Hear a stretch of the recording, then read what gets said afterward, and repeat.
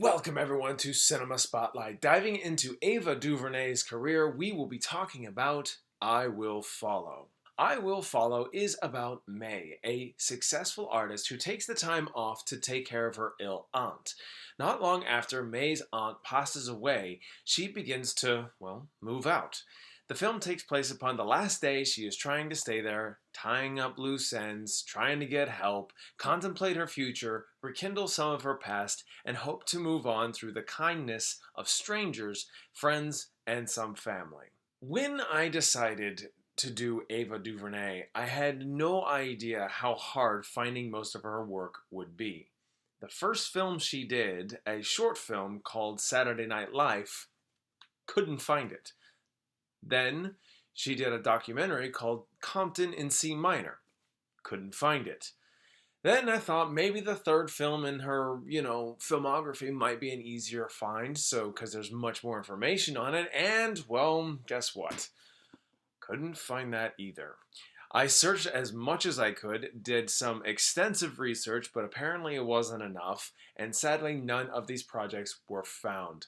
But, alas, it did lead me to her first film that was accessible, I Will Follow, and it's on Netflix. When I found it, I began watching it, and as I was watching it, I couldn't help but feel like I Will Follow was a mix between Saturday Night Life, which is about a single mother and her 3 kids going to a local grocery store, and This Is the Life, a documentary about a chronicled development of street poets creating alternative hip-hop and showcasing the struggles of commercial success.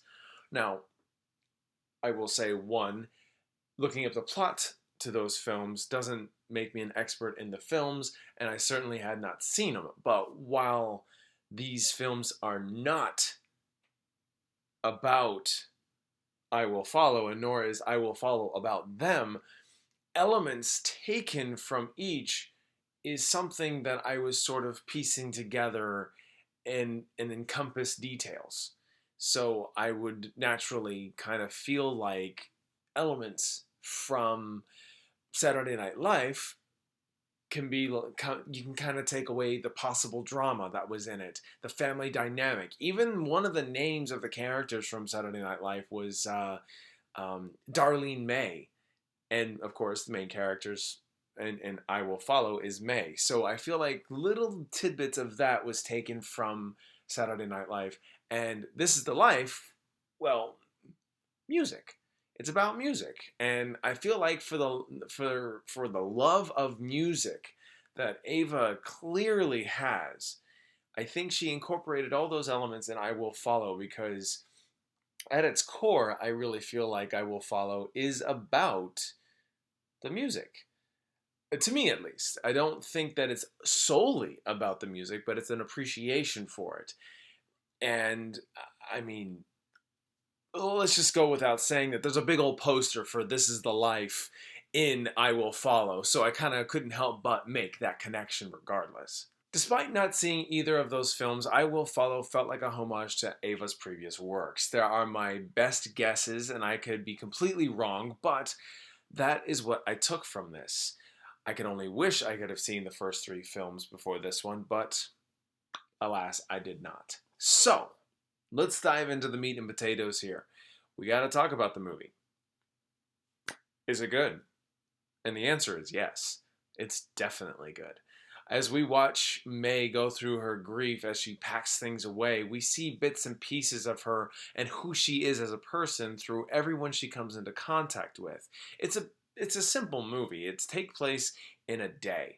And she naturally just starts talking to everybody that she interacts with, whether it be friends, family, strangers, next door neighbors, all that. And some of it is really complimentary to who she is, and it shows a nurturing side, shows how she's knowledgeable and not impersonal. But on the flip side, some interactions show her impulsiveness, emotional side, which isn't a terrible thing.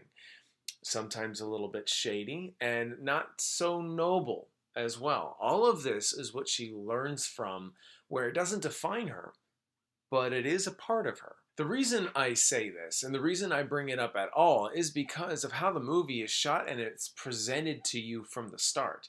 It gives you a cold open and begins without you really knowing the story. It makes you feel as if you just jumped right on in with not a whole lot of context. Like you were given the looking glass with no context as to what you were about to see. Gives you this raw and unfiltered feeling as if you were a fly on the wall witnessing this woman's life and the people that come and go in it. All this without the gimmick of, say, it being found footage. What I really enjoyed most of this film is the dialogue, and I'm always going to end up pointing out the dialogue when it comes to these projects because that's the thing that hooks me. It's the most powerful thing in a movie. The dialogue is exceptional here, allowing the characters to bounce off the awkward, tense, silly, frustrating situations, and it doesn't get remotely hammy or make you feel like you're actually... You don't get that dissonance from them.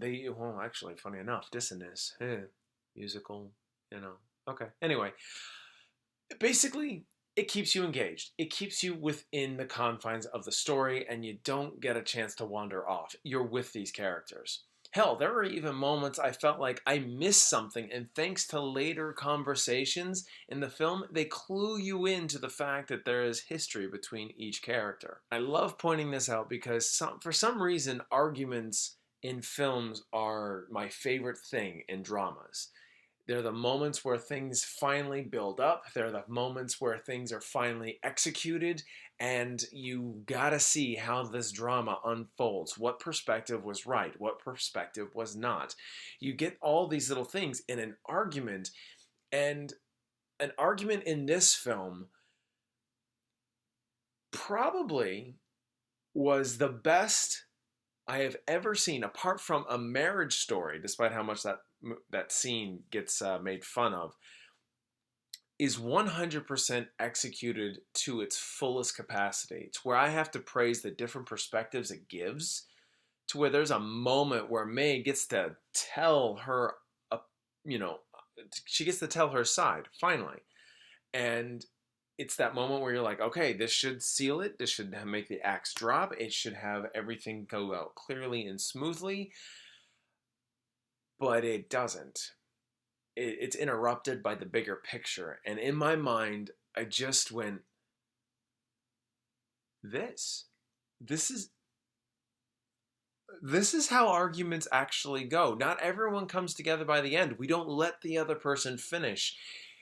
And not everybody is enlightened with a new perspective. Sometimes nothing is resolved. So between all these praises of dialogue and situational drama that is encompassed in one day, I gotta tell you, this movie rocked. It really was really, really good. I was so surprised by it. The characters are likable. The subject matter of grief and overcoming it, moving on, and the closure were all handled so well here.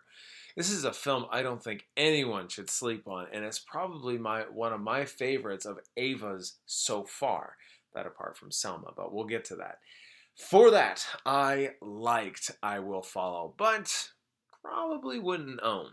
Now, before you get after me on that, the tricky thing is that I would say I loved this movie but wouldn't own, but I feel like that'd just be too confusing.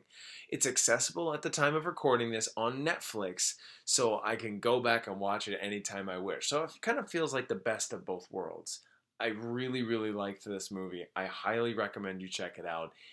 It's good. Alrighty, so thank you all so much for watching. If you have seen I Will Follow, let me know down in the comments. Be kind, be reasonable, and let's talk. Like, share, and subscribe, and click that bell so you don't miss another video. With all that said, I hope you all have a fantastic and wonderful day.